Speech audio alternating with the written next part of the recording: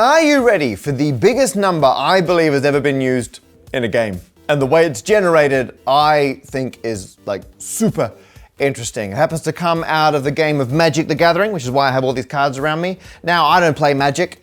Friends of mine do, who are massive dorks, and they assure me, and they're in the room right now, they assure me it's a lot of fun. And I get it, there's lots of cards, the cards interact, which is how we get this ridiculous number. You got some like creatures.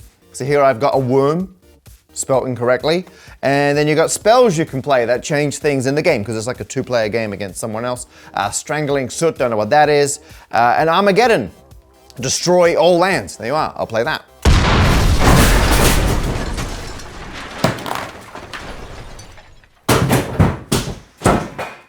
I regret calling them dorks.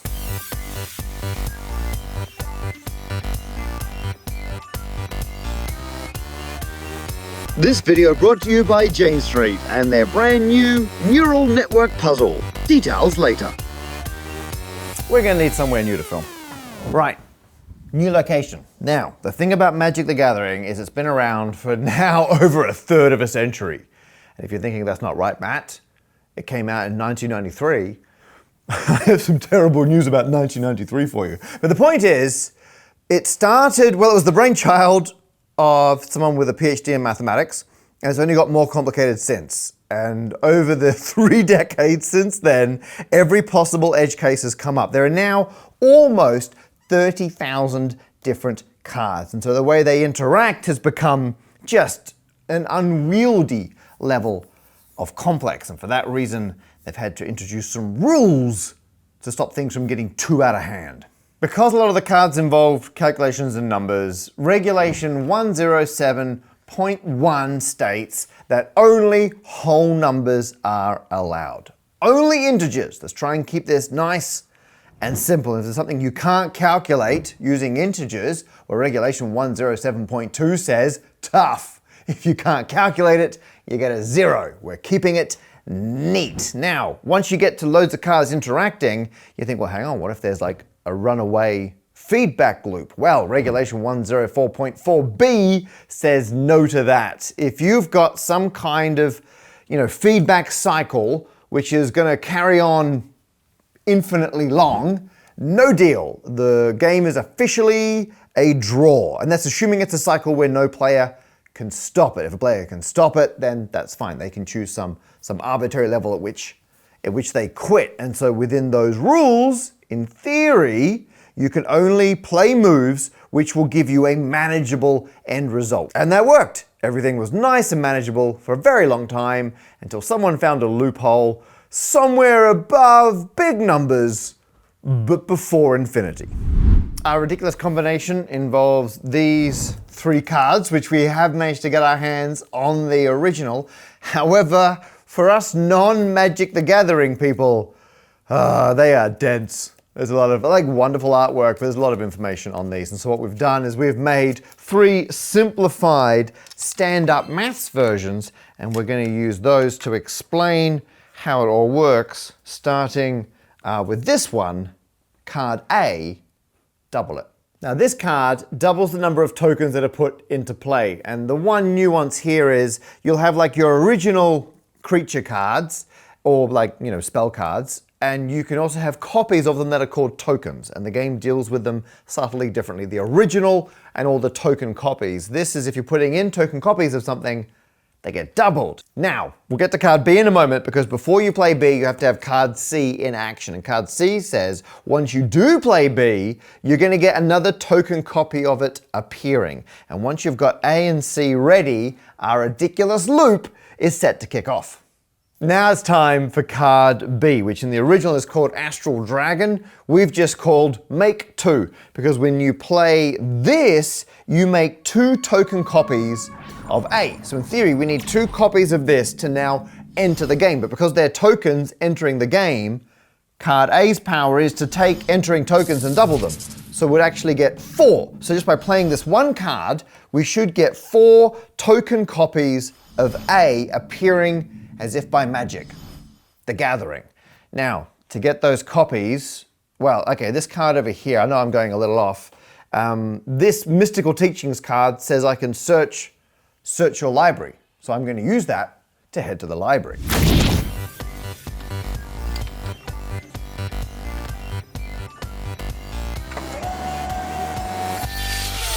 So at my local library, I was able to make some extra photocopies of card A, which if I now cut them apart, gives us 4 token, and you can tell they're token because they're now grayscale, copies of A. So there we are. We can put them all into play. I'll just put them down here. We're now going to resolve the C issue, which is by playing B, we also get an extra token copy. And I've got a couple down here. I've made these a little smaller. You'll see why in a moment. So we put 1 token copy in of B because of C, but look at this. There's 5 A's over here, and they all see this happening. And each one of them, well, the first one here decides that it's going to double this one coming in. Okay, so now we got 2 of those. And then the next one sees both of these coming in, so it doubles those, and now we've got 4 of them. And then the next one sees these 4 and doubles them, then we get 8. And well, there's 5 of them, so we have to double it 5 times. So we get 2 to the power of 5 token copies of B. There are now 32 extra B's in play. We've just put in 32 new B's, and every single one of these tokens says, when this enters play, put 2 token copies of A in. So I need to add another 2 token copies of A. But guess what's over here? Already 5 A's, and they're going to do the same thing to the incoming 2 A's they did to the incoming 1 B. Now a single B got doubled 5 times. We had 32 of them. If we have 2 A's coming in, it's going to get doubled 5 times, which would be 64. So here we have, this is 64 A's, which I'm now going to add in to our A pile. Oh no, because if I put these in, we now have a total of 69 A's over here, and we've only deployed 1. We've done that one. We've done 1 of our 32 B's. So now the next B comes in. It's going to make 2 new A's, and they're going to be seen by 69 pre-existing A's. So it's the 2 is going to get doubled 69 times. Wow, we're going to have to add 2 to the 70 A's. And here we go. So I have put these. We're now running 64 to a sheet, and we have an additional 2 to the 70 copies of A, plus the 69 that were already here. How many do we have? Could we work it out? I've worked it out. It's that many. Look at that. It's a number with 22 digits. Oh, a little confession. I didn't photocopy them all, because if we wanted to have, this is basically 10 to the 21. And if we wanted that many card A's at this scale, the amount of paper it would take would fill more than one entire shipping container with just paper. In fact, it would fill multiple shipping containers. It would fill enough shipping containers to fill 1 million shipping container tankers. That's a lot of paper. We'll talk more about outrageously big numbers in a moment, but just to complete this journey, we're going to keep going through B's, and each time we go through B's, we get a number of additional A's equal to 2 to the power of the number we have already plus 1. So our sequence is, each next term in the sequence is the previous term plus 2 to the power of the previous term plus 1. And we should do that, well, through all 32 of the new B's that showed up. And so the sequence goes 5, 69, that, a lot, and then a lot. You get the idea. Now to deal with the elephant-sized number in the room. What does a 22-digit number even mean? And a lot of people, when I said a big number in a game, might be thinking about the classic 52 factorial, because if you take a deck of 52 cards, you give them a decent shuffle, there's 52 factorial possible arrangements of this deck. But here's the thing about that number and the card number. We could write them down. I mean, I have written that one down.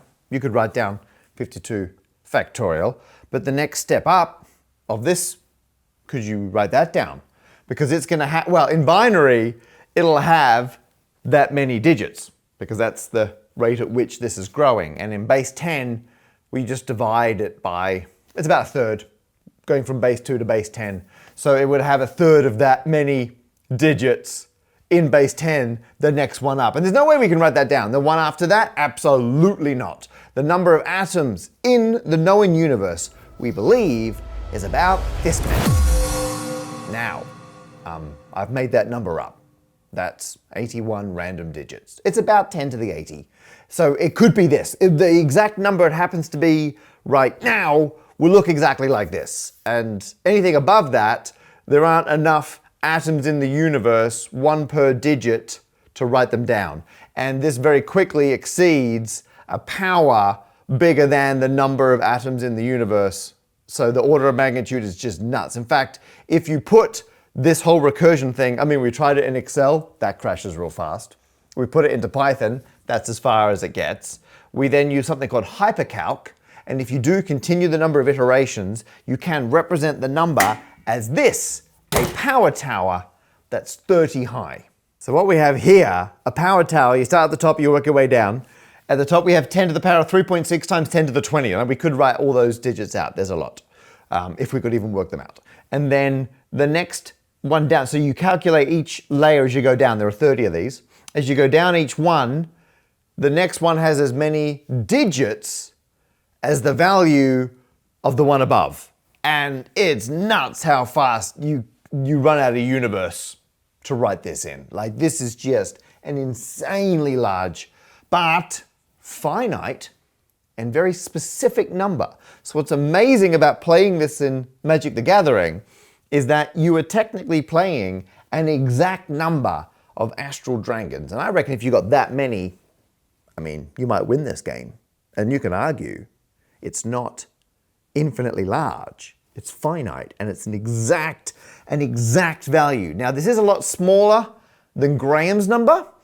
Graham's number is just, it's like iterative power towers of power towers. Although it was just a threshold, it was just like an upper bound below which the value to the problem must exist.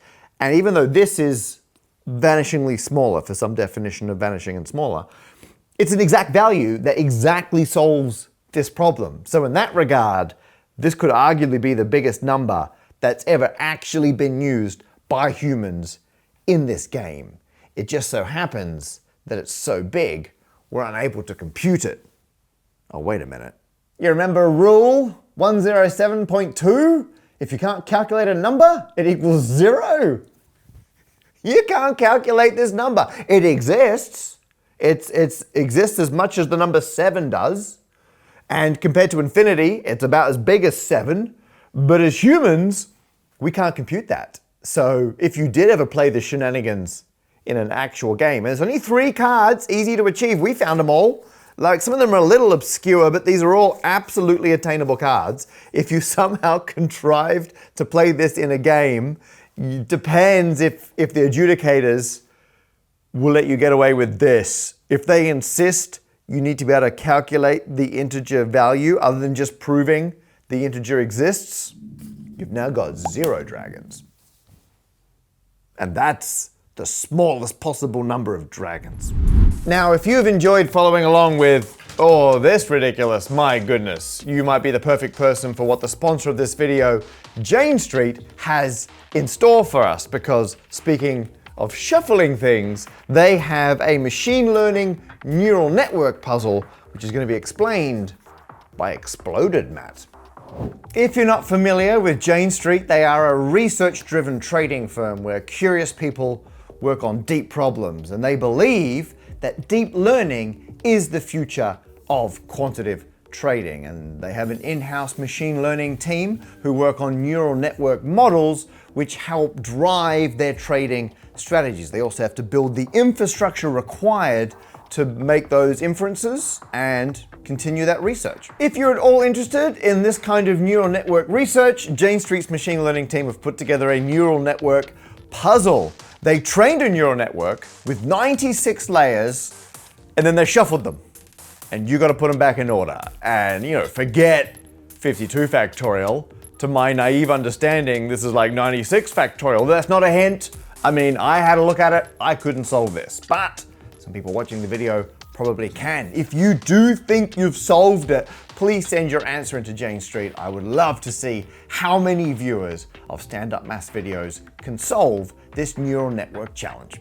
Anyone can do the puzzle. You don't have to care at all about a career in finance, but if you are curious about Jane Street and the work they do with machine learning, I will have a link below, and there's like a QR code somewhere on the screen. You can check out their open roles and available programs.